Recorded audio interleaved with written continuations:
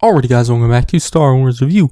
Today I'm reviewing Darth Vader issue 20, which was subtitled Queen's Shadow Returns, which was written by Greg Pak with art by Raphael Inco and was released on February 9th, 2022. So yeah, it's also the first issue that, at least on the cover, kind of say it's part of a crossover with the Crimson Reign series.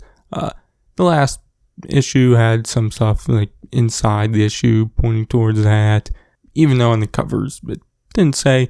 Last few issues have had a lot more to do with Crimson Dawn than any of the other current ongoing series.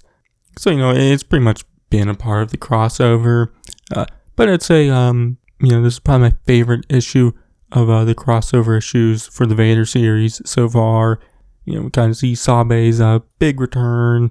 The end of the last issue kind of teased her return. But this issue, she's fully back and we kind of learn more about what she's been up to and what she's doing right now, which, we see her directly after the end of the last issue.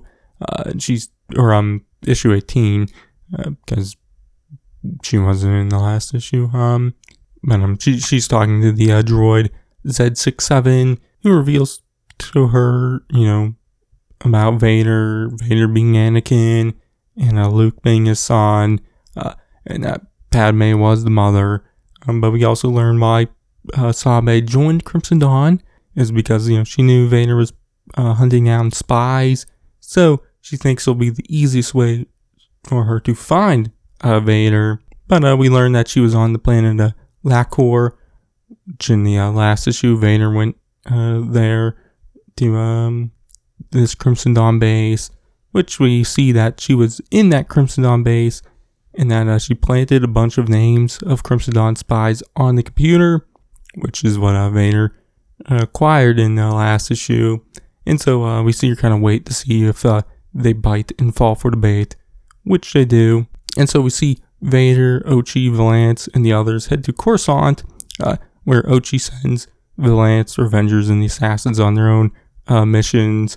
We see the Assassins take out this Imperial officer who was talking to General Ramadi, while the Revengers and Valance go to this rich dude's mansion. I think his name was Baron Espis Zanchal, but the Baron reveals that he isn't a Crimson Dawn spy, but we do learn that he's still a bad dude.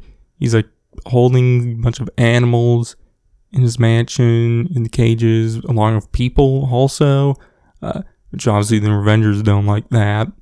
All of that happened, we see Vader and Ochi head to Palpatine's throne room, which there's a bunch of random people there, which Vader thinks are all Crimson Dawn spies, so he just kills all of them, which afterwards Palpatine reveals that only one of them was a spy for Crimson Dawn, and that Vader's list, is flawed, and has incorrect info. But we then see Vader and Ochi head to that mansion where the Revengers and whatnot have now killed the Baron.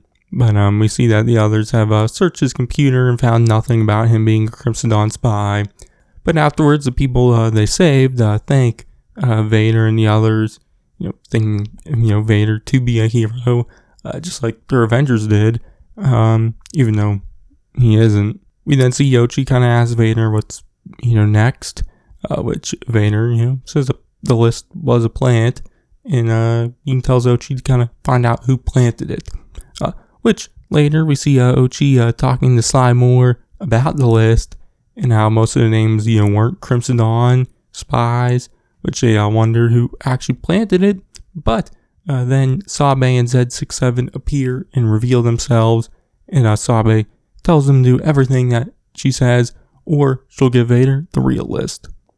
And that's where the issue ends. So yeah, like I said, it's probably my favorite issue of the recent Crimson Reign tie-in issues for this series.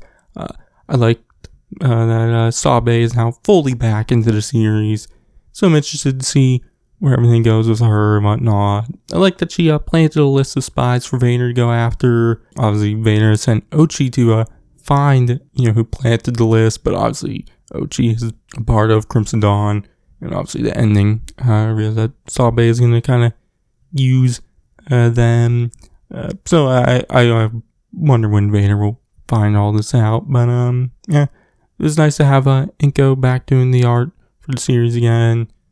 And, enjoyed his art so far for the series. Where I wasn't as into the art for the last 2 issues he didn't do. But, yeah, my grade for this issue, I'm going to give it a B. So, yeah, but that's going to be it for this one. My next comic review, I think, will be it'll be a Star Wars issue 21. So you can check that out then. But in the meantime, you can check out my other reviews for Darth Vader and the Crimson Reign series and everything else I do. But I've been Stars, I'll catch you guys in the next one.